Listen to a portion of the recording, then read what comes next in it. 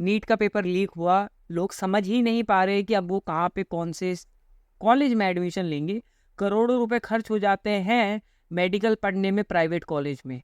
आपको पता होगा भोपाल के बड़े-बड़े प्राइवेट कॉलेज, यूपी के बड़े-बड़े प्राइवेट कॉलेज, दिल्ली के प्राइवेट कॉलेज करोड़ों रुपए चार्ज कर लेते हैं फीस के नाम पे, मेडिकल पढ़ाने के नाम पे।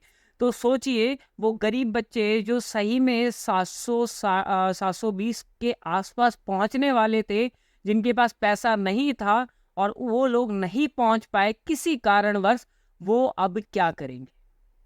आप में से बहुत सारे लोग जो ये वीडियो देख रहे हैं वो शायद ये सोचेंगे कि यार अब हम क्या करें, किस तरह से करें, बहुत अंदर से फ्रस्ट्रेट हो जाएंगे। मैंने अपनी लाइफ में ना बहुत सुसाइड देखा है, बहुत सारी चीज़ें ऐसी देखी हैं जो सिर्फ ये कॉम्पिटिटिव एग्जाम्स के कारण होता है। मैं अपने सारे दोस्तों को बोलूँगा कि ऐसी कोई भी कदम मत उठाना, सारी चीज़ें बहुत नॉर्मलाइज हो जाएंगी। आवाज़ उठाओ सबके सब। मैं वीडियो बना रहा हूँ, 1000 लोग और वीडियो बनाओ। जितने लोग देख रहे हो, नीट के जितने बच्चे हैं वो तो कम से कम वीडियो बनाओ। अगर आप लोग वीडियो ही नहीं बनाओगे तो किस तरह से आगे जाएगा हमारा देश, किस तरह से उन बच्चों को जस्टिस मिलेगा जिन बच्चों ने रियलिटी में प्रिपेयर करा था। मैं ऐसे बहुत सारे बच्चों को जानता हूं जिन्होंने कुछ भी नहीं पढ़ा था, उनको 100 150 मार्क मिल चुके हैं। जिन्होंने लिटरली कुछ नहीं पढ़ा था, उनका एक भी आंसर सही नहीं था। और सोचिए कि जिन बच्चों ने अच्छी तरह से पढ़ा है उन लोगों का क्या? उन लोगों को तो कोई भी अपॉर्चुनिटी नहीं मिल रही, कुछ भी नहीं मिल रहा। ऑल इंडिया मेडिकल दिल्ली के अंदर अगर वो पढ़ना चाहते हैं, एम्स के अंदर अगर पढ़ना चाहते हैं दिल्ली में, तो 44 सीट है और 67 बच्चों ने टॉप किया है हमारे देश में। टॉप करना गलत नहीं है, बात यह है पेपर इजी नहीं था। और नीट जैसे एग्जाम इतने ज्यादा इजी कैसे हो सकता है जिसमें 67 टॉपर्स आ जाए? सीट्स गवर्नमेंट नहीं बढ़ाएगी इतनी जल्दी, ये हम सबको पता है। एनटीए कुछ भी चाह के इतने ज़्यादा सीट्स नहीं बढ़ा सकती, ये एक नॉर्मल चीज़ है। पर इसका सॉल्यूशन क्या है? देखो मेरे एंड से मैं यही बोलूँगा कि पेपर रीचेक हो। जितने बच्चों का जितने भी बच्चे चाहते हैं कि पेपर दोबारा हो, वो सबके सब आवाज़ उठाएं। पेपर दोबारा होगा तो देखो बच्चों टाइम जाएगा आप लोगों को, परंतु टाइम जाने से ज़्यादा बड़ी त्रासदी होगी आप लोगों की सीट जाना।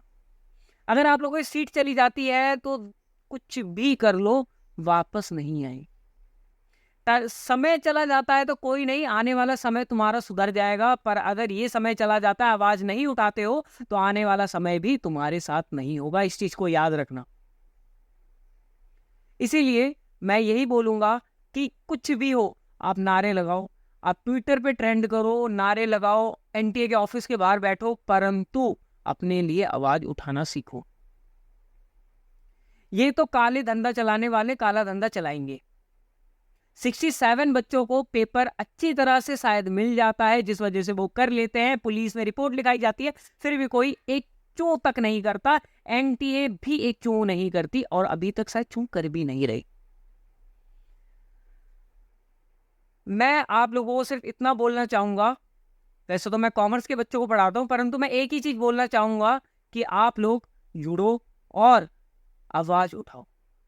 जितना ज्यादा आवाज उठाओगे, जितना ज्यादा अपना आवाज उठा सकते हो, उतना ज्यादा आवाज उठाओ। जिन लोगों को दिक्कत है वो अपने आप आवाज उठाएंगे, जिन लोगों को दिक्कत नहीं है या उन लोगों को लगता है कि वो पैसा भर सकते हैं, वो तो आवाज नहीं उठाएंगे यार।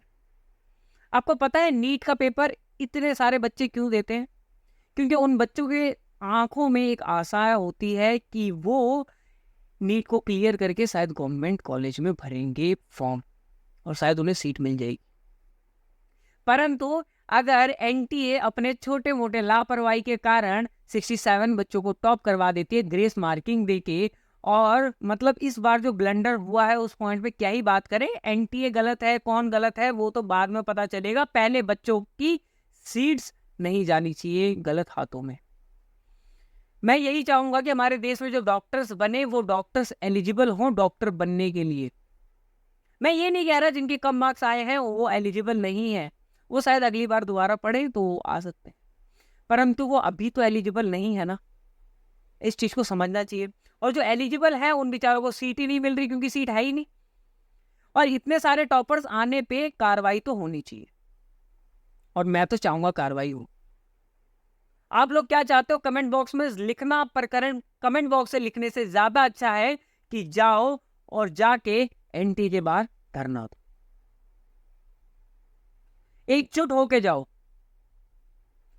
अगर नहीं जा सकते, अगर नहीं धरना दे सकते, नहीं अपने बारे में चिल्ला सकते, तो फिर कोई फायदा नहीं है आंखों से आंसू निकालने का, रोने का, तड़पने का। एक चीज को याद रखना,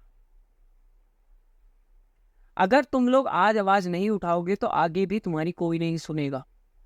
सरकार आएंगी जाएंगी, कोई दिक्कत नहीं है, कुछ भी हो, एनटीए जैसी संस्थाएं भी बनेंगी, टूटेंगी, परंतु आप लोगों का भविष्य एक ही बार बन सकता है।